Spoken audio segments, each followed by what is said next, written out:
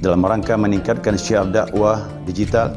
Mohon dukungan Jawahir TV Pontianak. Mudah-mudahan channel ini, siaran ini lebih bermanfaat bagi saya khususnya dan seluruh jamaah ikhwan dan akhwat dan seluruh majlis taklim. Mudah-mudahan bertambah keberkahan dari Allah Subhanahu wa taala, membawa kita kebaikan dunia dan akhirat. Demikian, wassalamualaikum warahmatullahi wabarakatuh. Memasuki sifat yang ke-8. Ya, sifat yang ke-8 yang wajib kita ketahui, yaitu iradah. Iradah artinya berkehendak. Apa perbedaan dengan qudrat? Kata ulama, qudrat itu tubrizu artinya kemampuan Allah untuk memunculkan sesuatu dari tidak ada menjadi ada. Tatkala dia mampu mengadakan, maka dia mampu juga meniadakan. Nah, kalau iradah lain. Iradah ini tukhassis. Tukhassis itu menentukan. Allah berkehendak artinya dia menentukan segala sesuatu. Dikatakan tukhassis. Jadi sifat ini tukhassis, menentukan kepada segala mungkin. Siapa yang mungkin? Ma yajuzu alaihi, apa yang jaiz baginya. Mungkin kitanya, alam mungkin, jadi kita mungkin, dan sekaligus kita dikatakan jaiz, boleh ada, boleh tidak, tergantung yang berkehendak. Kalau yang berkehendak menghendaki, terjadilah.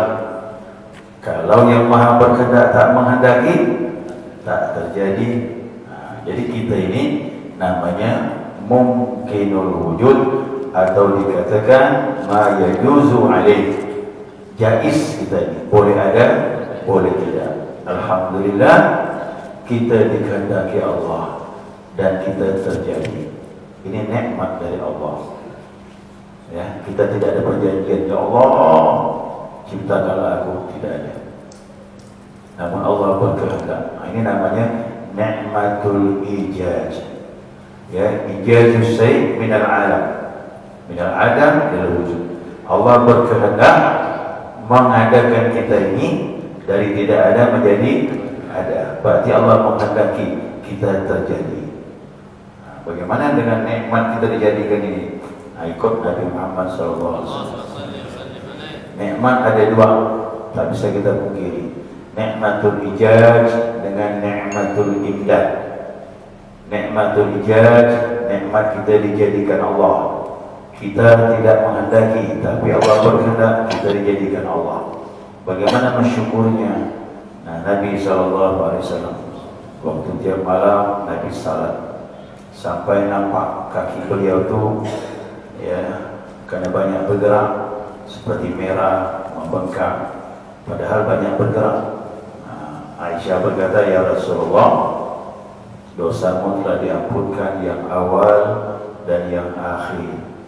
Kenapa kau capekkan dirimu memperbanyak ibadah kepada Allah? Nah, Nabi jawab, afala ana abdan syakura, apakah aku tidak boleh menjadi hamba yang bersyukur? Nah, syukur kita dijadikan ini caranya dengan ibadah.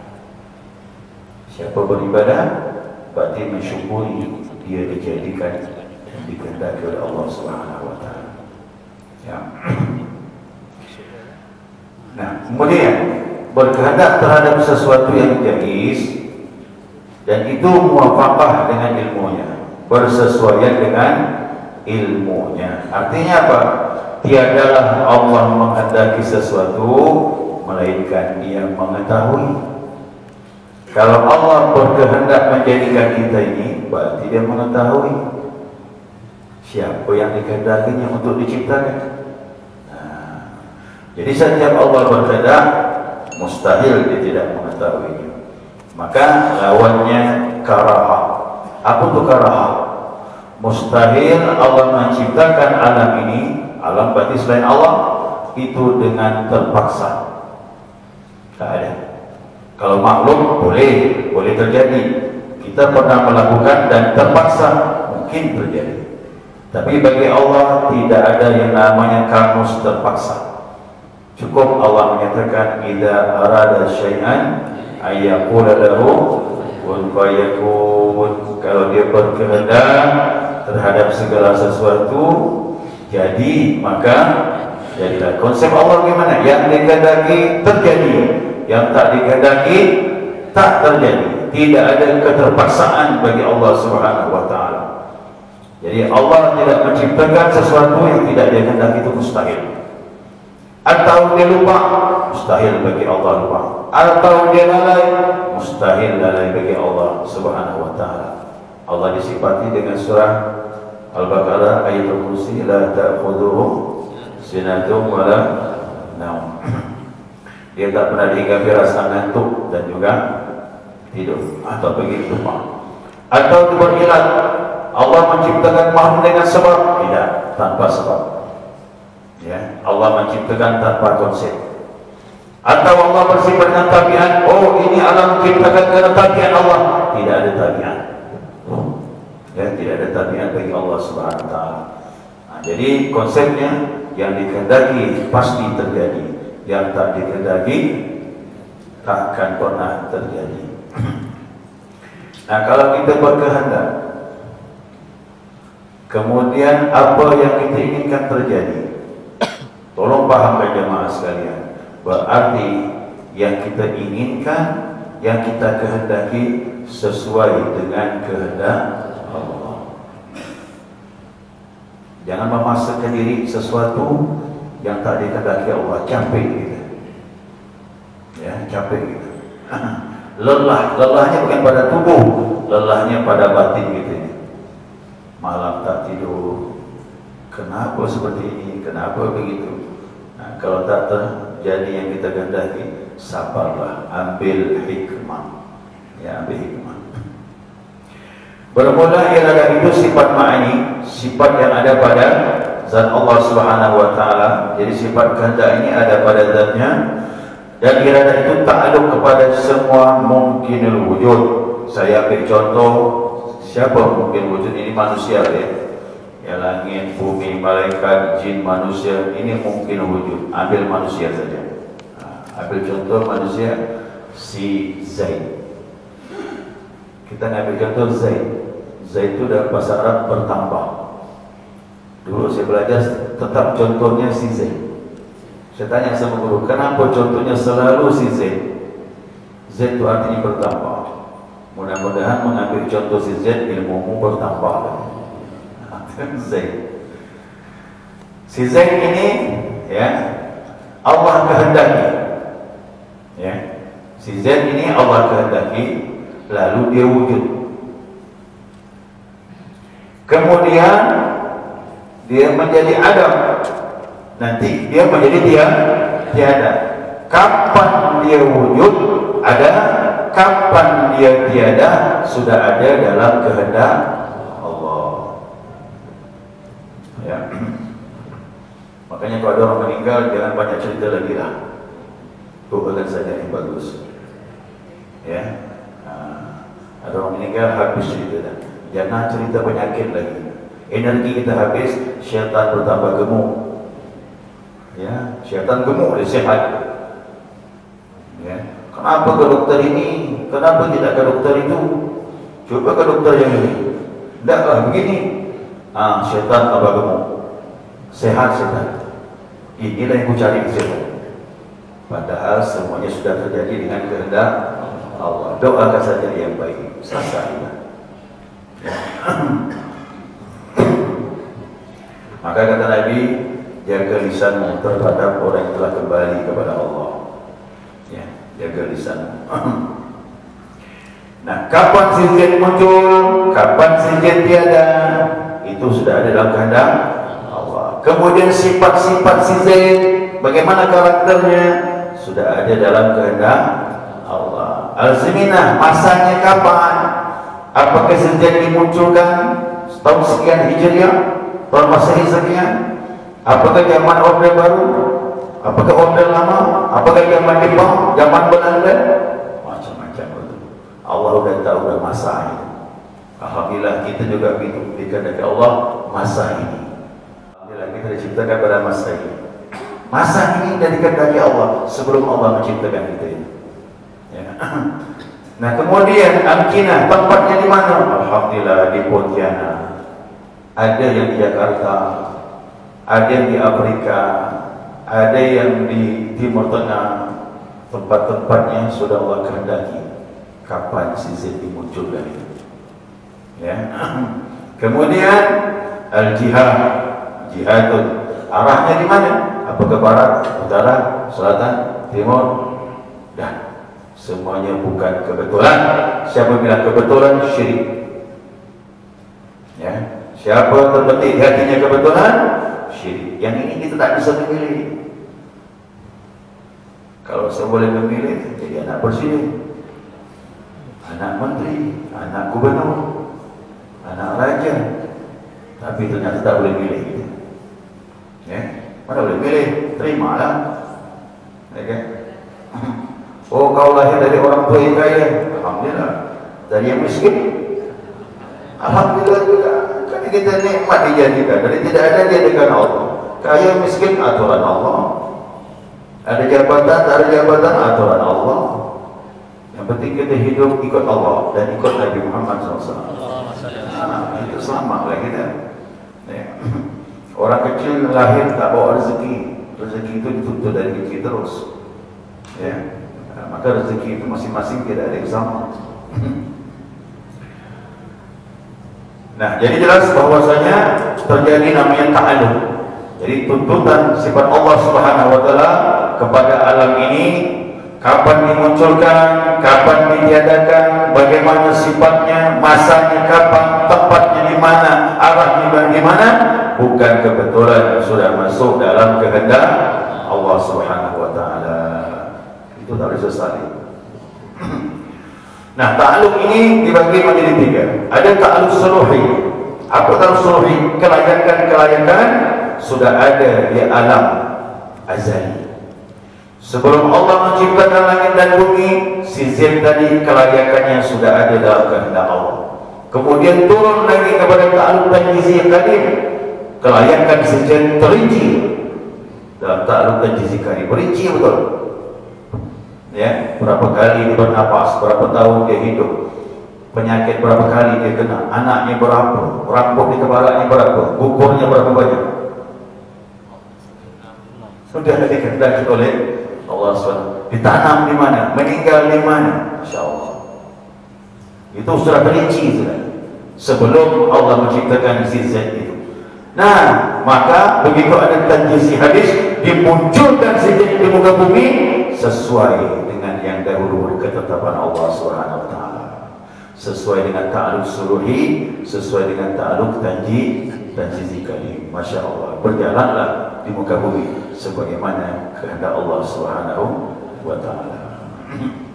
Jadi kalau kita belajar ilmu ini, Allah yakhluqu ma yasha wa yakhtar, maka lahumul khiyarah. Itu firman Allah. Allah menciptakan kalian dan Allah yang memilih.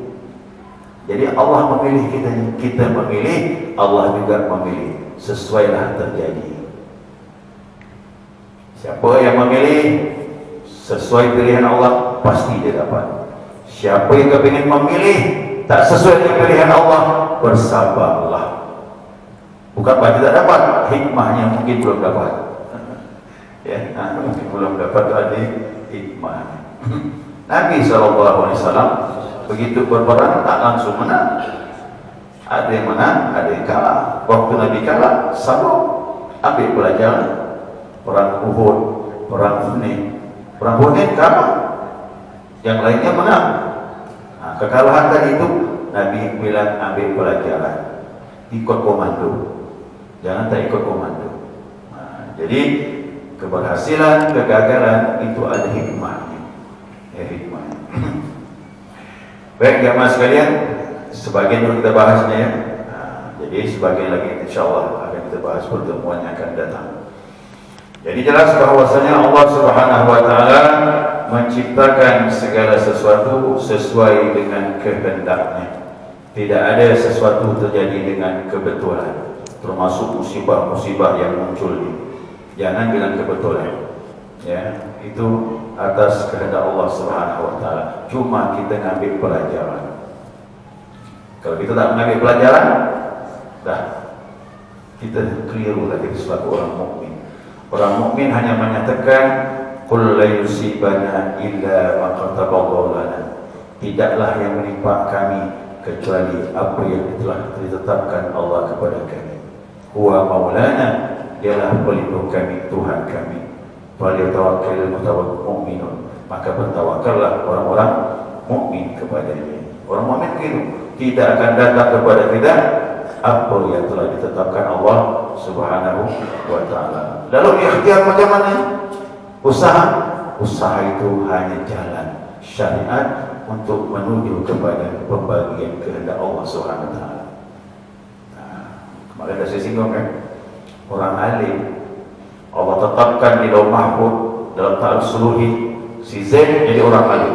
Begitu dimunculkan di muka bumi, alim. Santai dia rajin belajar.